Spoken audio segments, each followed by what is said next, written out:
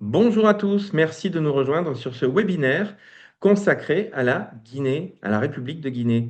Merci beaucoup d'être présents. De nombreux intervenants seront là. Je me présente, je suis Guillaume Rose, je suis le directeur général exécutif du Monaco Economic Board. Alors, le Monaco Economic Board, c'est une association d'entreprises de 640 entreprises qui consiste et qui forme la chambre de commerce de la principauté de Monaco. Alors aujourd'hui, nous avons le bonheur d'accueillir avec nous la République de Guinée, qui est un pays en forte croissance, notamment grâce à l'extraction minière, qui en 2026 a connu un véritable boom. Le gouvernement a décidé de capitaliser sur ce boom afin de pouvoir ouvrir la République de Guinée autant que possible aux investissements extérieurs et puis aussi développer l'ensemble de ses entreprises. Donc, pour parler aujourd'hui de tout cela, je suis absolument ravi d'accueillir un certain nombre d'intervenants qui vont vous être présentés tout de suite par le secrétaire général, par le président du CEMA, le Club des entrepreneurs monégasques en Afrique, Monsieur Frédéric Gertz. Je lui laisse tout de suite la parole, Frédéric. Merci beaucoup, Guillaume. Chers amis du MEB et du CEMA, puisque nous avons depuis quelques années le plaisir d'organiser ces webinaires ensemble, un plaisir pour le CEMA d'être à nouveau présent en Afrique de l'Ouest. Comme le savent nos membres et les membres du MEB d'ailleurs, on a été très présents puisqu'on a déjà organisé deux missions en Côte d'Ivoire et au Sénégal. On a organisé différents webinaires dans la Côte d'Ivoire, le Bénin. Et maintenant, nous nous intéressons de plus près à la République de Guinée. Alors pourquoi? Parce que la République de Guinée est un pays qui connaît un développement assez significatif, une croissance en Afrique de l'Ouest qui est une des plus importantes, de 6 à 8 par an. Les secteurs sont divers et variés, agriculture, mines, potentiel hydroélectrique, mais c'est surtout effectivement du plan maintenant Simandou 2040 que va se structurer tout le développement du pays. Euh, Simandou, c'est un des plus grands gisements de fer non exploités au monde. Sa capacité de production, je vais dire à terme, pourrait être de 120 millions de tonnes, soit à peu près 7-8% de la production mondiale. On va faire un zoom sur le développement économique structuré autour de ce projet qui va rassembler tous les moyens pour les amener à venir. Je voudrais à ce titre, et le débat sera mené par notre secrétaire général Patrick Lecoy, mais je voudrais d'abord présenter les intervenants qui vont nous faire vraiment une overview à la fois de la République de Guinée avec un zoom un peu plus particulier sur leur plan de développement à 10-15 ans. Donc je vous remercie de tous accueillir donc, sur ce plateau Monsieur Namori Camara, qui est le CEO du Guinea Development Board, donc l'équivalent Monaco Economic Board en Guinée. Monsieur Abdoulaye Keita, qui est conseiller économique à l'ambassade de Guinée à Paris, ainsi que Monsieur Memba Silla, qui est directeur général adjoint en charge des investissements privés et de l'industrialisation au sein du Guinea Development Board. Je passe maintenant la parole à notre secrétaire général, Monsieur Patrick Lecoy, qui va donc animer le débat ce matin. Patrick? Bonjour à tous, merci, merci Frédéric. Je vais d'emblée passer la parole à Monsieur Silla qui va nous faire une petite présentation PowerPoint sur l'économie et l'économie guinéenne ainsi que ses opportunités. Monsieur Silla, s'il vous plaît. Donc, vous m'entendez? Oui, très bien. Voilà. Donc, bonjour à tous et merci à tous d'être là. Comme Patrick le mentionnait, nous allons vous parler de la Guinée, des opportunités économiques de notre cher pays avec le boom actuel qui existe. Donc, dans le cadre de cette présentation, nous la ferons en quatre parties. Donc, une première partie pour vous expliquer pourquoi choisir la Guinée. Ensuite, nous vous parlerons du climat des affaires de la Guinée et des opportunités offertes par le programme Simandou 2040 qui a été mentionné tout à l'heure. Enfin, nous terminerons par le GDB, le Guinean Development Board, le guichet unique de l'investisseur, pour faire comprendre qu'est-ce que le GDB et comment on se positionne dans l'écosystème. Donc, pourquoi la Guinée? Comme cela a été mentionné, c'est vrai que nous sommes un pays minier, mais en plus des mines, nous avons encore plus de potentiel, notamment le potentiel agricole, 13 millions d'hectares de terres arables, un ensoleillement, on va dire, le long de l'année, 36,3 milliards de dollars en PIB pour 2024, avec une croissance prévue 10% pour la période de 2026-2029. En notation crédit, nous avons le B+, perspective positive, avec une dette autour de 35% du PIB, ce qui est une moyenne inférieure à ce que nous trouvons dans la CEDEAO qui est à 70%, donc deux fois plus. En termes de potentiel géographique aussi, nous avons 330 km de côte maritime. Nous sommes membres de la CEDEAO, ce qui fait un potentiel de consommateurs de 430 millions. Nous sommes également membres de la ZLECAf, donc ce qui peut étendre ce potentiel de consommateurs à 1,5 milliard. En termes d'investissement, nous avons une protection à travers le Code des investissements qui rassure les investisseurs et qui permet de mettre en place des mécanismes incitatifs comme des exonérations douanières ou fiscales pouvant aller jusqu'à 10 ans. Comme on l'a mentionné, le climat des affaires, nous avons mis en place pas mal de réformes qui ont changé ce climat-là, notamment le guichet unique de création qui permet aujourd'hui de formaliser, donc de créer son entreprise et faire l'enregistrement en 72 heures. Le guichet unique du permis pour faciliter les procédures de construction, le guichet unique du commerce extérieur, la loi sur le contenu local pour renforcer notre secteur privé national, le tribunal de commerce que nous avons aussi instauré pour pouvoir régler les litiges commerciaux, la loi PPP pour accélérer les deals et la plateforme e-tax pour pouvoir en fait faciliter les aspects fiscalité. Là, c'est un petit zoom sur le code des investissements. Comme on vous l'a mentionné, c'est un code qui est là pour rassurer les investisseurs, donc les protéger et aussi mettre en place.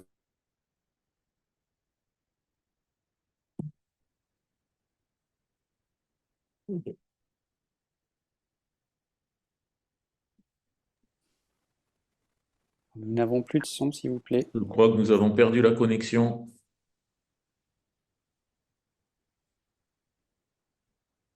Participation fiscale ou douanière, pouvant aller jusqu'à 10 ans en fonction du projet que vous avez. Ensuite, pour parler des opportunités Simandou 2040, comme cela a été mentionné, le projet Simandou, c'est l'un des plus grands projets miniers dans le monde. Aujourd'hui, nous avons mis en place le programme Simandou 2040 afin de capitaliser sur ce projet et d'enclencher la transformation économique. C'est un programme qui est axé sur 5 volets principalement. Le volet 1, agriculture, industrie, alimentaire et commerce. Volet 2, éducation et culture. Volet 3, infrastructure, transport et technologie. Volet 4, économie, finance et assurance. Volet 5, santé et bien-être. Donc, c'est un projet qui nécessite 200 milliards de dollars d'investissement sur la période de 15 ans 2025-2040. Il est constitué de 122 méga-projets et de 36 réformes. Ces réformes, en fait, sont des mécanismes qui seront en place pour améliorer le climat des affaires et faciliter ces investissements-là. Il s'étend sur 14 secteurs on va dire, économiques. Et dans ces 200 milliards, 40% est attendu du secteur privé. Et c'est nous qui devons fournir ces 40 milliards-là. Nous devons accompagner dans la mobilisation de ces 40 milliards en tant que GDP. Donc, comme vous le voyez, nous avons fait une petite esquisse sur les 5 prochaines années du programme, donc sur la période 2025 à 2030. Comme vous voyez, par pilier, il y a différents secteurs qui sont inclus, notamment quand on parle, par exemple, de la puissance énergétique. Nous avons une ambition d'être autour de 4000 mégawatts installés, ce qui ferait monter le taux d'électrification à 70%. Construire 800 km d'autoroutes par rapport à 110 km en 2021, uniquement mis en place. Et construire aussi des agropoles, ramener la production à 40 000 tonnes, ce qui multiplierait par 7 le chiffre actuel qu'on a. Donc, comme vous voyez, c'est des secteurs assez diversifiés, mais qui ont tous un impact, qui auront tous une valeur importante dans le cadre de cette transformation économique. Juste après, nous faisons un petit zoom sur le volet infrastructure. Comme vous voyez, il y a 14 méga-projets qui sont détaillés ici, avec un investissement à mobiliser de 18,8 milliards de dollars sur la vague 1. Et tous ces projets-là commencent en 2026. Comme vous le voyez, que ce soit dans le secteur de l'énergie, les routes et les autoroutes, le ferroviaire, le portuaire, la connectivité numérique, rien n'est oublié et tous ces projets-là sont disponibles aujourd'hui. Ils sont même d'ailleurs en lancement depuis 2026. Comme vous voyez sur le calendrier à droite, certains ont déjà débuté, certains vont débuter très prochainement. Ensuite, pour faire parler du GDB, comme on le mentionnait, le Guinea Development Board, c'est une nouvelle agence qui a été créée assez récemment, qui a fusionné 7 autres agences de l'État. Nous sommes structurés principalement autour de 3 pôles. Le pôle investissement privé industrialisation, qui est le guichet unique de l'investisseur, donc toutes les facilitations et les étapes qu'un investisseur doit mener en Guinée, nous les accompagnons sur ce volet-là. Il y a le volet attractivité et rayonnement de la Guinée, donc c'est le socle de la marque pays. C'est le volet branding, attractivité, que ce soit touristique ou événementiel, voilà, une visibilité à l'international. Le contenu local et promotion des exportations, comme on a dit, pour renforcer le secteur privé national, donc les PME et startups, faciliter aussi l'exportation et l'accès au marché. Tout ça pour vous dire en fait que le GDB se positionne comme outil d'accompagnement de l'investisseur. Dans un premier temps, nous valorisons le pays. Ensuite, les investisseurs arrivent, nous les accompagnons pour faciliter ces investissements et les suivons aussi post-investissement. Avec le pôle 3, nous nous assurons aussi que ces investissements sont qualitatifs afin d'inciter aussi le secteur privé local. Donc là, nous vous montrons un petit chemin, c'est-à-dire de la phase de découverte, donc la présentation des opportunités d'investissement, comme on l'a fait avec les différents projets que nous avons à disposition dans le cadre du programme. La prise de contact, une fois que vous êtes intéressé par un de nos projets, nous sommes là en tant que point de contact et nous accompagnons sur la phase d'installation et même en phase d'opérationnalisation. Si vous avez des problèmes, des soucis, nous vous accompagnons pour débloquer ces urgences et en phase de croissance, donc l'accès au marché potentiellement, la facilitation des exportations et tout ce qui peut s'en suivre. Je pense que c'est tout pour nous. L'essentiel qu'il faut retenir de cela, c'est que le GDB aujourd'hui est la porte d'entrée des investisseurs et chaque investissement qui commence en Guinée commence avec nous. Merci à vous. Merci beaucoup pour cette brillante présentation. Je pense que via cette présentation, vous avez déjà bien couvert le sujet des orientations économiques de la Guinée et les principales réformes en cours sous la présidence d'Umbuya. Donc pour nous, c'est très clair. Maintenant, pour être un petit peu plus spécifique et plus basé sur l'écosystème monégasque, Très que bien. vous connaissez.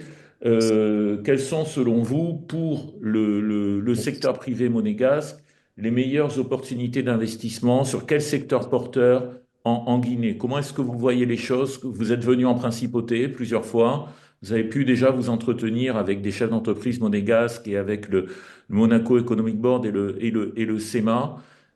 Sur quelle voie aimeriez-vous nous engager en termes de focus? Peut-être je vais laisser la parole au Guinea Development Board, Monsieur Camara. OK, je vais prendre cette question. Merci beaucoup, hein. Je commencerai par remercier tout le monde.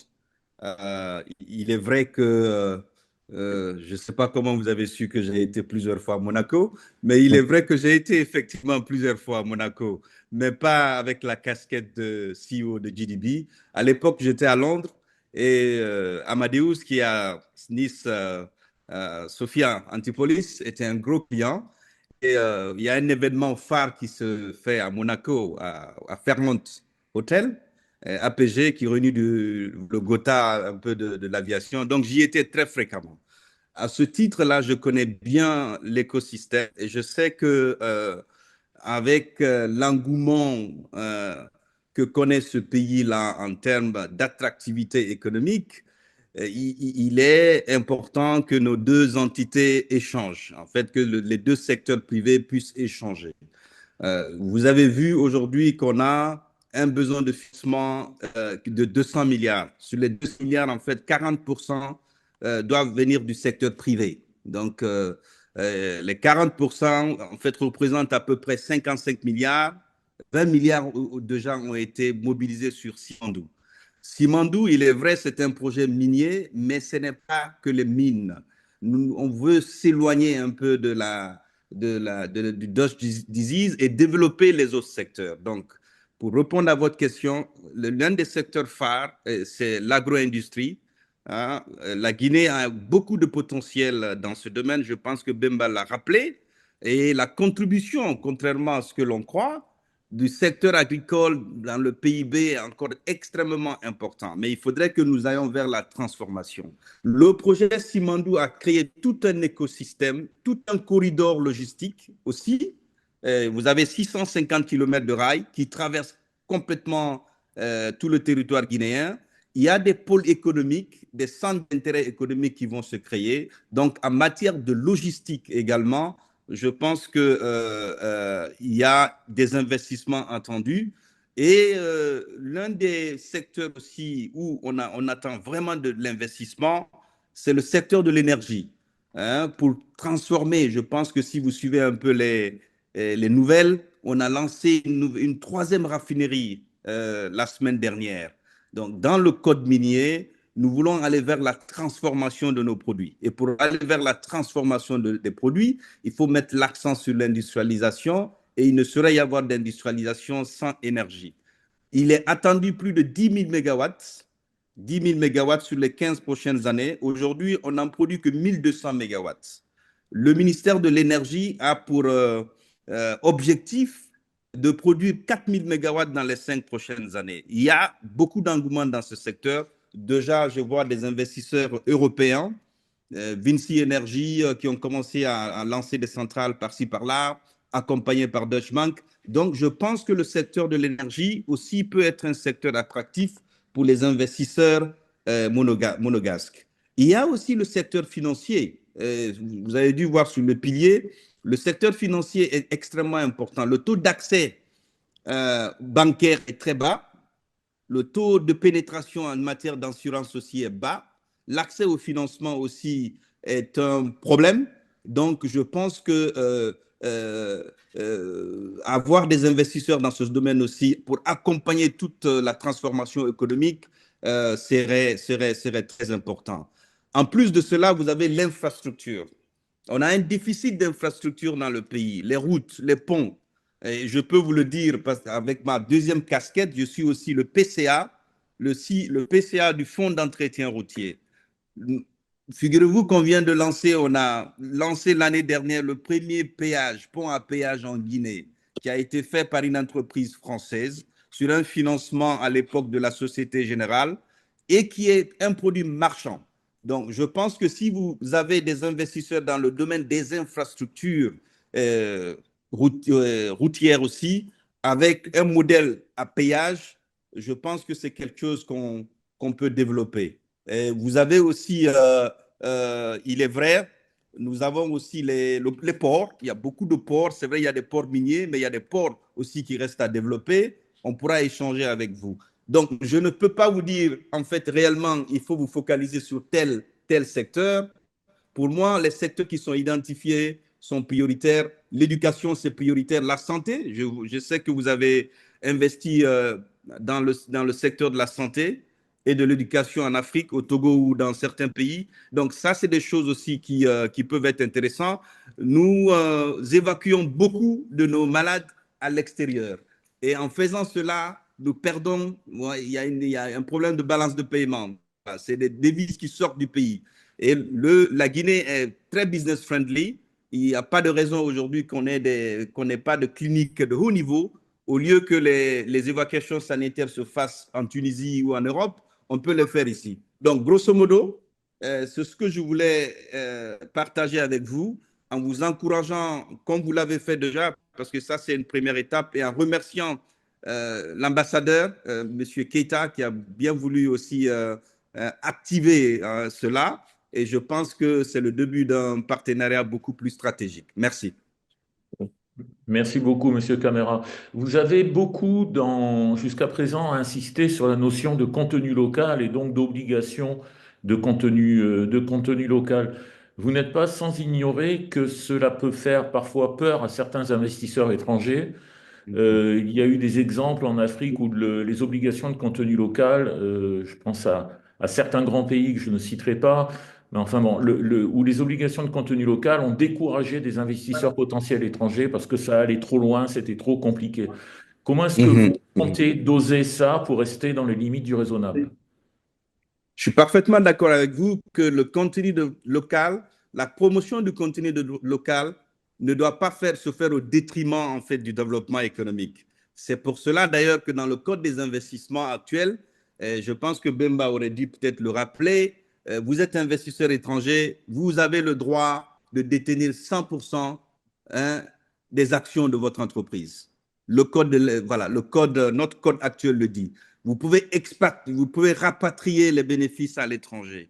Mais il est vrai que nous encourageons, bien entendu, surtout dans certains secteurs stratégiques, dans le secteur minier et certains secteurs qui sont sous-jacents, en fait, qui accompagnent le développement minier, nous encourageons en fait le contenu local. On a une loi de contenu local qui n'est pas aussi rigide que cela et je pense que nous l'utilisons intelligemment. Mais in fine, nous voulons aussi qu'il y ait un transfert de compétences.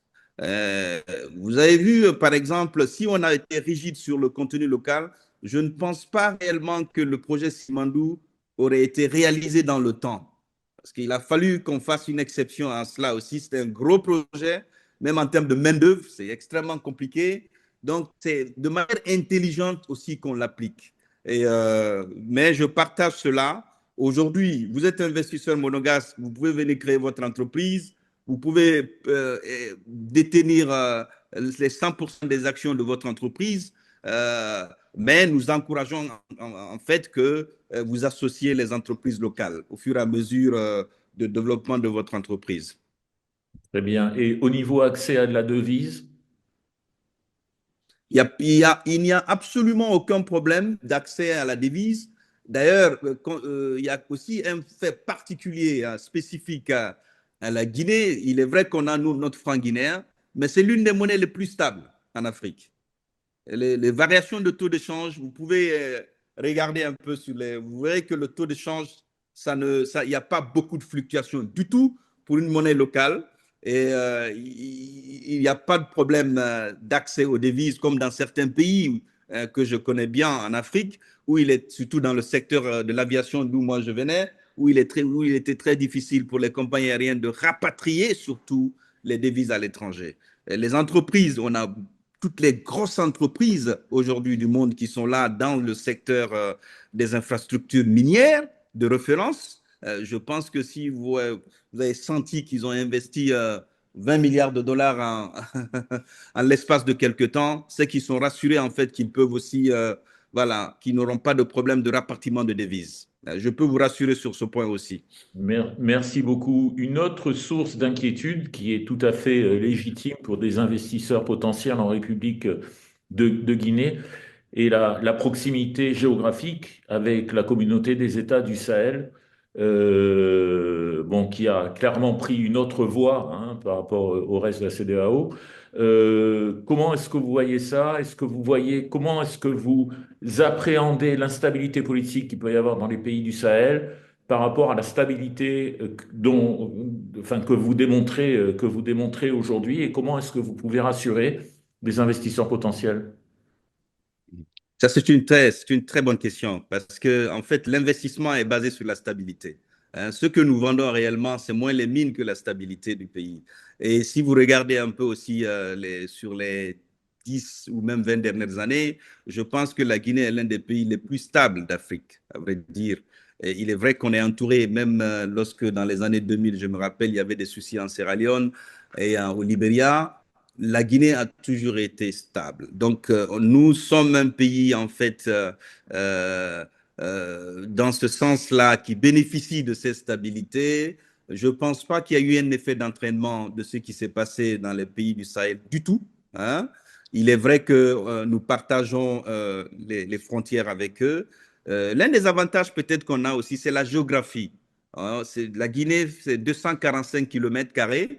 Donc, la maîtrise du territoire est beaucoup plus facile pour nous aussi. Le Mali, voilà, c'est en termes de millions.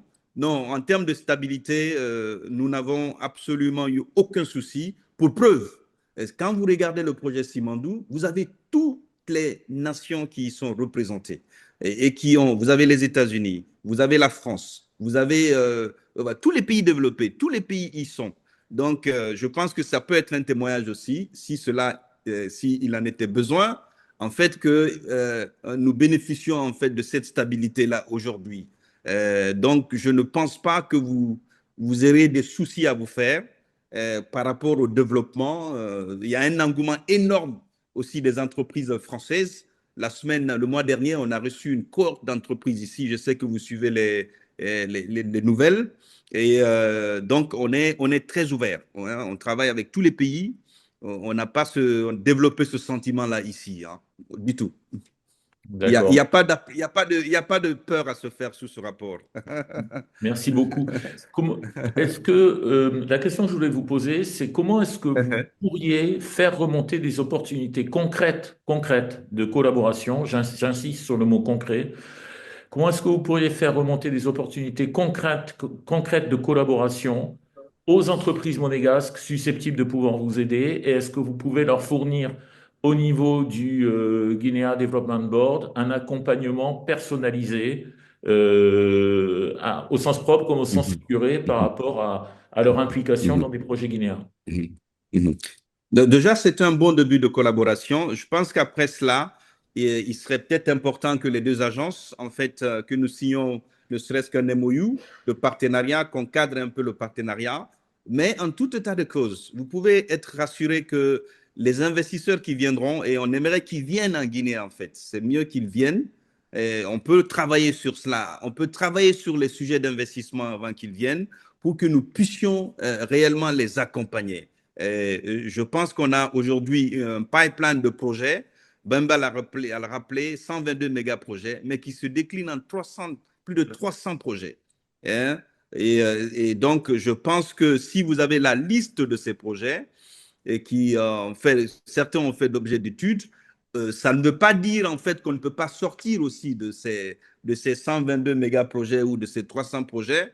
Et on peut toujours voir comment on peut, selon les priorités, hein, co-désigner, co-construire les choses ensemble. Par exemple, nous, dans notre mandat, on a le développement des parcs industriels, des zones économiques spéciales, mais aussi le développement du secteur touristique. Le secteur touristique, en fait, est un secteur qui est sous-évalué en Guinée. Mais la Guinée est un scandale touristique. C'est extraordinaire. Et quand j'étais au Rwanda, justement, à Africa CEO Forum, je vois Voilà. Je crois que nous avons perdu Monsieur Camara.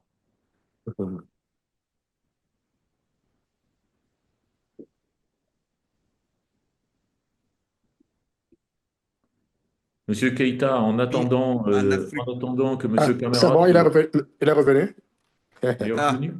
Ah Ouais. voilà, ah, très bien. d'accord. Je disais que l'économie, notre économie, le PIB, comme on l'a dit, notre économie est la deuxième économie en Afrique de l'Ouest, après la Côte d'Ivoire. Donc, notre PIB a dépassé le Sénégal. Et ça, c'est un bon indicateur aussi. Les gens ont besoin de loisirs. On a une classe moyenne qui augmente. On a beaucoup d'investisseurs étrangers aussi, de business étrangers, voilà, d'hommes d'affaires qui viennent. Mais aujourd'hui, notre offre touristique est très limitée. Les infrastructures touristiques sont limitées. Donc, je pense que si nous travaillons ensemble après ce dialogue, on peut vraiment viser aussi ce que vous voulez. Quelles sont vos priorités, hein? Ça dépend de là où vous voulez investir aussi. Et nous, on vous offre un accompagnement dédié. On a une direction ici en charge de la promotion et de la prospection, où dans chaque secteur, vous avez un account manager ou comment on appelle ça, une personne qui a voilà, un chargé de promotion qui accompagne l'investisseur de bout en bout dans les méandres de l'administration. Donc ça, c'est quelque chose de personnalisé qu'on pourrait faire avec vous, mais on vous invite à venir en Guinée pour rencontrer les acteurs clés, parce que nous sommes catalyseurs, nous sommes facilitateurs, et ça ne peut se faire que lorsque vous pouvez, je sais que vous allez sans doute décider de faire une première visite, et on sera heureux de vous accueillir ici. Merci. Merci beaucoup. Deux dernières questions que je voudrais vous poser avant de laisser la parole pour des questions à l'audience, aux gens qui assistent à cette présentation.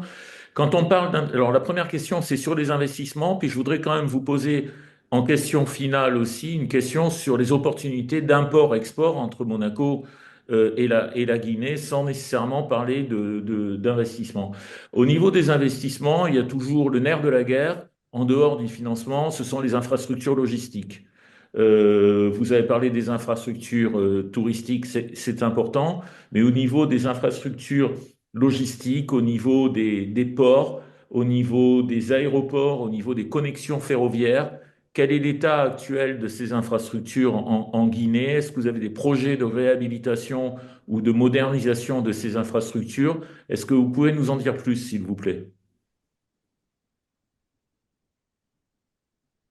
Monsieur Camara, je crois qu'on vous a perdu à nouveau. Vous êtes en muet. Ah oui, d'accord. Oui, je vous entends maintenant. Hein. Très bien. Est-ce que vous avez entendu ma Allez. question? Non, pas du tout. Est-ce que vous pouvez la répéter, s'il vous plaît? Alors, il y avait deux questions en une. Je vous disais que je voulais terminer par deux questions finales avant de laisser la parole à l'audience qui va vous poser des questions directement, qu'on va vous relayer.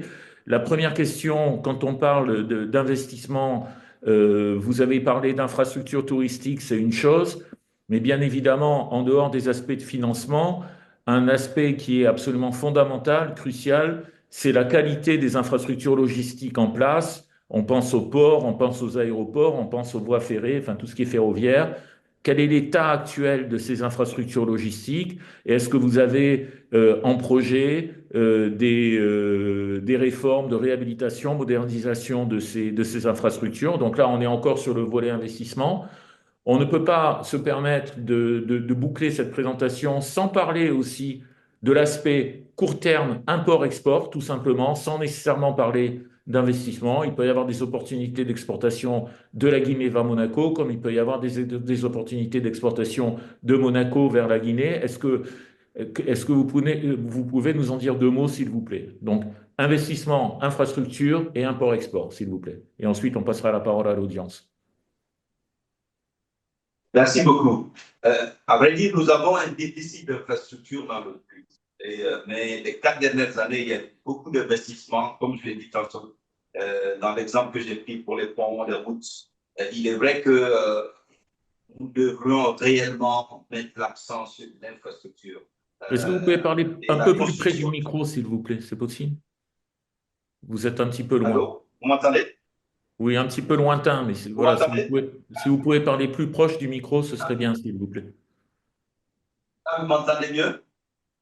Oui, on va dire oui. C'est pas idéal, mais allez-y, je vous en prie. Je disais que le déficit d'infrastructure, en fait, est une opportunité. Et moi, je peux vous le dire parce que vous avez justement parlé des aéroports. J'étais directeur général de SOGEA, de la société d'exploitation de l'aéroport de Conakry, où j'ai lancé le projet d'extension et de modernisation, dont la première phase est totalement terminée et qui permettra de faire passer l'aéroport d'un nombre de passagers d'1 million à 4 millions de passagers, avec naturellement des investissements voilà, multi-partenaires. Vous avez Singapour, Changi, que j'avais pris à l'époque, Willing Airport aussi qui est, et les Turcs qui vont faire la construction. Vous avez parfaitement raison. Pour la connectivité du pays, il faut mettre l'accent sur les infrastructures que vous venez de citer. Donc, nous avons aussi relancé la rénovation des aéroports régionaux de l'intérieur. Vous avez aujourd'hui beaucoup de Guinéens qui vivent dans des villes qui font plus de 2 millions de personnes, qui sont à 600 et quelques kilomètres de Conakry, et ça prend des heures et des heures pour y arriver. Donc, ces projets-là ont été lancés, mais il y a un besoin, en fait, aussi d'investissement dans le domaine aéroportuaire, bien entendu. Le port de Conakry est un port qui est, pendant longtemps, a été classé comme étant l'un des plus performants d'Afrique de l'Ouest, mais il y a aussi un besoin d'investissement dans les zones portuaires identifiées. Ces besoins d'investissement dans le domaine portuaire sont déjà identifiés. On peut partager cela avec vous. Pour répondre à votre question, on aura sans doute besoin d'investissements, non seulement dans les aéroports, même si on a lancé quand même quelques phases des aéroports régionaux. Vous avez des miniers, et justement, c'est pour cela que la nature a horreur du vide. Le fait qu'on n'avait pas de connectivité dans ces zones, les miniers se sont suppléés à l'État et ils ont eux-mêmes fait leur petit aéroport où les compagnies minières atterrissent. Donc, il y a des opportunités dans ce domaine. L'autre question, c'est l'export. Justement, c'est pour cela aussi que Guinée Développement Board a été créé. On avait une agence à l'époque qui a été fondue. Je pense que Bemba a dû le dire. Guinée Développement Board, c'est 7 agences qui ont été fusionnées en une seule. Et l'une de ces agences s'appelait l'Agence guinéenne de promotion de l'exportation. Nous avons des produits, naturellement, que nous aimerions exporter avec plaisir, d'ailleurs, à Monaco. Récemment, on va vous envoyer certains produits locaux, le café, le thé, le fonio, par exemple, qui est un superfood, gluten-free, et qui est utilisé aujourd'hui dans beaucoup de pays. Donc, on a des produits agroalimentaires qu'on peut naturellement exporter et vous pouvez aussi investir dans ce domaine parce que je crois beaucoup à ce type d'investissement. Le Rwanda aujourd'hui en a démontré, le thé rwandais, alors qu'on produit du thé ici, on produit du café, le cajou, bon, nous avons aussi un potentiel énorme. Mais tous ces produits sont en train d'être mis en valeur et nous, notre rôle, effectivement, est de faire la promotion de ces produits-là. Donc, et vice-versa aussi, j'imagine que Monaco aussi a des produits que nous sommes prêts à recevoir ici pour diversifier aussi nos sources d'approvisionnement. C'est extrêmement Absolument, important. je vous le confirme. Merci. Très bien, mais écoutez, merci beaucoup, Monsieur Camara. Avant de passer la parole aux participants, je voudrais quand même solliciter Monsieur Abdoulaye Keïta, qui est conseiller économique de l'ambassade de Guinée à Paris et Monaco, pour avoir donc sa propre vision d'une collaboration entre la République de Guinée et la principauté de Monaco. Si vous pouviez être assez rapide, Abdoulaye, s'il vous plaît, j'apprécierais. Oui, merci C'est Patrick. important d'avoir votre point de vue sur un plan diplomatique des relations. Merci Patrick. D'abord, je tiens à vous remercier pour cette rencontre et de passage à saluer Monsieur le ministre parce que voilà, il fut ministre de l'énergie aussi, Monsieur Camara. Il ne l'a pas dit, donc je tiens à le saluer pour sa présence qui est vraiment une présence très stratégique. Le voir à la tête de cette structure est vraiment pour nous un honneur puisque c'est une personne qui est vraiment basée sur les résultats, orientée sur les résultats. Alors, rapidement, comme vous le savez, cette rencontre aujourd'hui a lieu parce que tout simplement la Guinée a présenté ses lettres de créance au prince Albert II de Monaco l'an dernier. Et en marge de cette cérémonie, il y avait eu le premier forum économique organisé qui avait, n'est-ce pas, permis la participation d'une trentaine d'entreprises monégasques. Donc, je pense que cette démarche qui se poursuit, ces échanges que nous avons eus l'an dernier et qui a abouti aujourd'hui à cette rencontre ô combien stratégique. Si je peux me permettre, nous avons eu aussi l'honneur et la chance de vous avoir avec l'ambassadeur lors de l'Africa Day, qui est notre événement annuel au niveau du SEMA. Effectivement, vous avez l'an eu dernier. l'opportunité de présenter donc les opportunités de la Guinée au parterre monégasque de chefs d'entreprise lors de cette Africa Day à l'automne dernier. Donc c'était très important. Merci de nous rappeler cela, Patrick. Et merci aussi pour les rencontres que nous avons eues avec vous-même, n'est-ce pas, à l'ambassade et votre volonté vraiment de poursuivre un partenariat fécond avec la Guinée. Donc, bref, pour ne pas être long, c'est de dire tout simplement que nous croyons à cette collaboration qui ne fait que vraiment se renforcer. Donc, nous avons foi que vraiment elle sera porteuse de prospérité partagée, voilà, entre la République de Guinée et Monaco. Et encore merci pour cette opportunité et encore merci pour Monsieur Camara, la brillante présentation qu'il a faite, celle de Monsieur Silla, ainsi que de toute l'équipe, n'est-ce pas, qui participe à ce webinaire. Merci infiniment. Merci à tous. Merci à vous, Monsieur Abdoulaye. Je vais à présent laisser la parole à Justin Hyman du Monaco Economic Board qui a pu recueillir les questions de l'audience. Justin? Oui, bonjour à tous et encore un grand merci pour ces différentes présentations qui ont bien illustré le dynamisme de l'économie.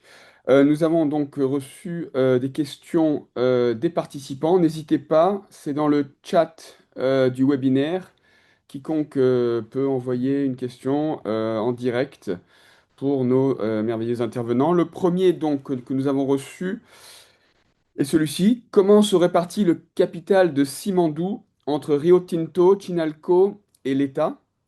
Y aura-t-il un peu de transformation locale ou tout sera-t-il exporté? Alors, qui souhaite répondre? Vous pouvez être plusieurs si vous le souhaitez, à cette question des participants du webinaire. Monsieur Camara? Monsieur Keita ou... Je vais répondre à cette question de manière pas vraiment dans les détails. Nous avons 15%. L'État a 15% en fait dans le projet. Il y a CTG qui est une co-construction en fait entre les partenaires étrangers et la Guinée en fait. Donc ensuite vous avez d'autres investisseurs bien entendu singapouriens, chinois et qui se partagent le reste. Mais naturellement c'est un investissement comme vous l'avez vu de quasiment 20 milliards et la Guinée a 15% de participation, d'action dans le projet. Et sur la partie de l'export, on va faire un peu de transformation locale ou tout sera-t-il exporté? La transformation locale, oui, je m'excuse. La transformation locale c'est justement à ce niveau-là que le contenu local a énormément joué. On a mis l'accent sur le contenu local. Et il y a un mécanisme de transfert de compétences. Il y a aussi l'obligation de transformer les minéraux en Guinée. C'est pour cela qu'en moins l'espace est historique. C'est la première fois que les raffineries sont lancées. C'est la troisième raffinerie lancée. La dernière date de la semaine dernière, c'est un investissement de plus d'un milliard de dollars. Donc, tout ça, c'est du contenu local. Et voilà, il y a un pacte de contenu local avec les entreprises pour aussi plus monter en compétence dans les différentes entreprises, au-delà même de la transformation de produits, mais que les entreprises guinéennes aussi en termes de sous-traitance. Il y a beaucoup d'entreprises guinéennes bénéficient aujourd'hui des effets d'entraînement de Simondou. Et ça aussi, c'est dans le contenu local et qui respecte d'ailleurs. Et nous travaillons aussi beaucoup avec Rio Tinto, avec lesquels nous échangeons pour aider ces entreprises, accompagner ces entreprises-là à mieux répondre aux appels d'offres aussi éventuels de ces multinationales qui sont là. Justement, on vient de recevoir une question sur l'accompagnement d'un certain porteur de projet industriel dans un parc photovoltaïque de 60 mégawatts en Guinée. Et sa question est, dans le cadre justement du renforcement des liens économiques entre Monaco et la République de Guinée, quel sera le mécanisme de coopération privilégié par le CEMA et le Monaco Economic Board pour accompagner des projets pilotes déjà structurés avec un syndicat bancaire afin d'intégrer des investisseurs monégasques autour de table?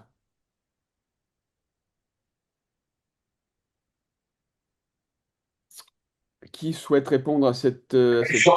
Ben, Je pourrais bien, ou je laisse maintenant les donc, c'est une blocages question parler un pour le petit peu. Monaco Économique. C'est une question pour le SEMA, Justin, si j'ai bien Oui, compris. oui, oui, oui. C'est plus pour D'accord. le CEMA. Quel sera justement le mécanisme de coopération privilégié par le CEMA et le Monaco Economic Board Ok, pour accompagner les projets pilotes? Frédéric, je réponds ou... Oui, vas-y, Bon, bah, Patrick. écoutez, Vas-y, je vais répondre, Patrick, oui. ça va être plus vite, plus rapide. Ben, condition préalable absolument indispensable pour cette entreprise, c'est bien évidemment d'être à minima membre du SEMA ou du Monaco Economic Board. Donc ça, c'est quelque chose que je veux clarifier énormément. À partir du moment où cette entreprise est membre, nous, on sera tout à fait disposé à l'accompagner en termes de support technique, éventuellement de facilitation de contact et donc de conseils. On a la chance d'avoir au niveau du SEMA des connexions aussi bien dans le secteur public que dans que dans le secteur privé, et on pourra aider en utilisant ces connexions, bien évidemment. Donc c'est plus un travail de conseil facilitation qu'un conseil de structuration qui là relève du secteur privé, bien évidemment. Il y a des gens dont c'est le métier de faire ça. Donc voilà ce que je peux répondre pour le SEMA. Oui, oui, c'est tout à fait ça, et bien sûr en lien avec le Guinea Development Board. Absolument. Euh, on a une autre question donc d'un autre participant. Quels sont les investisseurs panafricains nouvellement présents euh, et dans quel domaine investissent-elles? Pour un intervenant guinéen, peut-être, Monsieur Camara, Monsieur Keïta? Mhm. Je laisse Monsieur Camara. Nouvellement, Quels sont les nouvellement, les nouveaux investisseurs? on a beaucoup d'investisseurs panafricains en Guinée. D'ailleurs, c'est le premier, à mon avis, c'est font partie des premiers investisseurs. Il s'agit des Ivoiriens, des Sénégalais, des Nigérians. Si vous voyez le secteur financier ici aujourd'hui, vous avez beaucoup de banques nigériennes qui sont installées et qui financent aussi notre développement économique. Vous avez aussi dans le domaine des infrastructures, vous avez des entreprises voilà, sénégalaises, ivoiriennes qui Et sont dans là, quel, qui sont aussi. et dans quel domaine d'activité investissent-ils récemment sur les derniers investisseurs?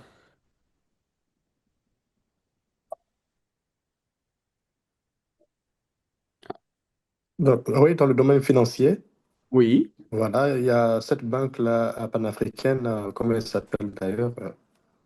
Euh, attendez, je vais réfléchir. Il y a Euh, EcoBank qui fait un Ecobank, voilà, investissement, voilà, qui je fait parle d'Ecobank. une journée Guinée le 2 juillet à Paris.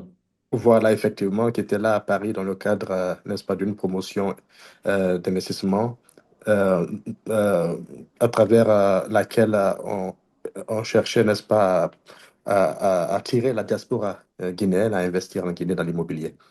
Donc, il y a voilà, ce domaine financier qui est mis en avant et aussi le domaine touristique parce qu'il y a des investisseurs panafricains qui investissent dans le domaine hôtelier.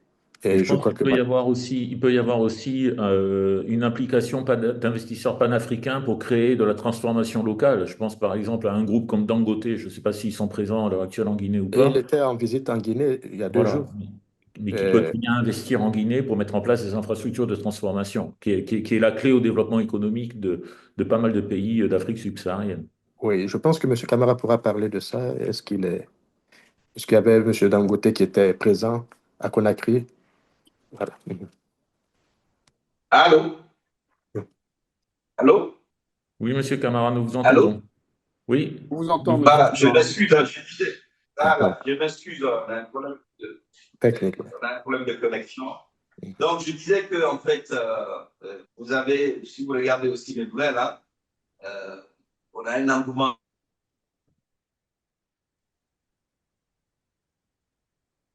Il y a un problème de. Alors, on vous perd malheureusement.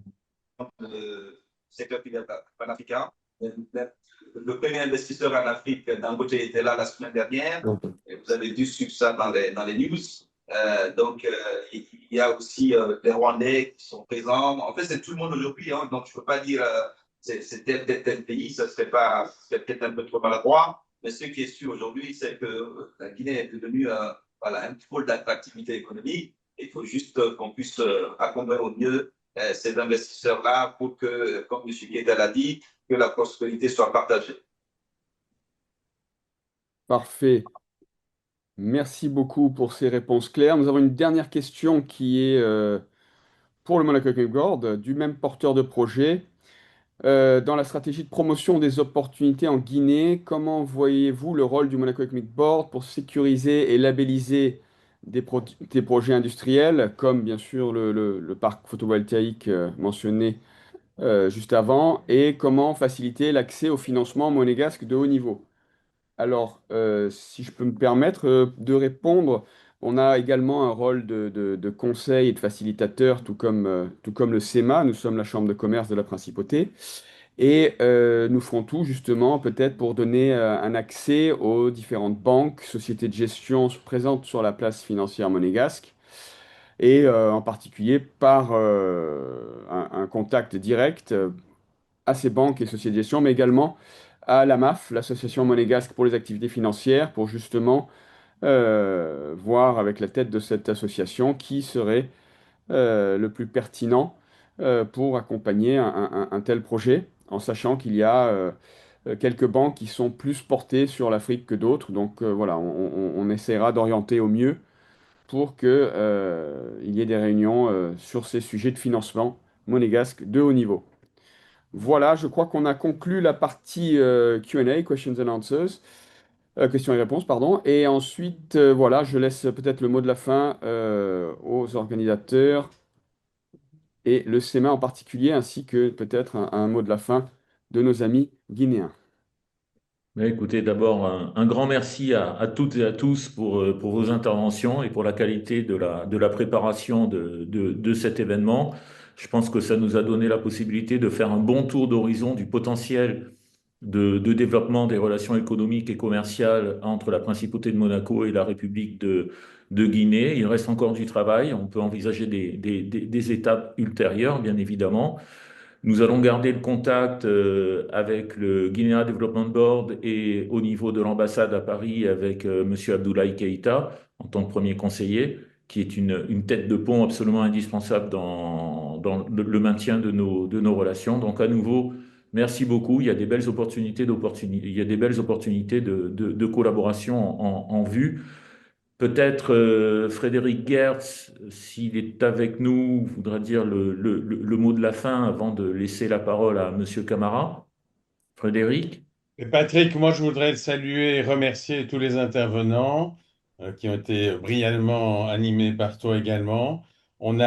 Ceci vient conforter en tout cas notre vision de la dynamique de la Guinée, donc que nous relayerons, comme tu le disais, lors de nos différents événements.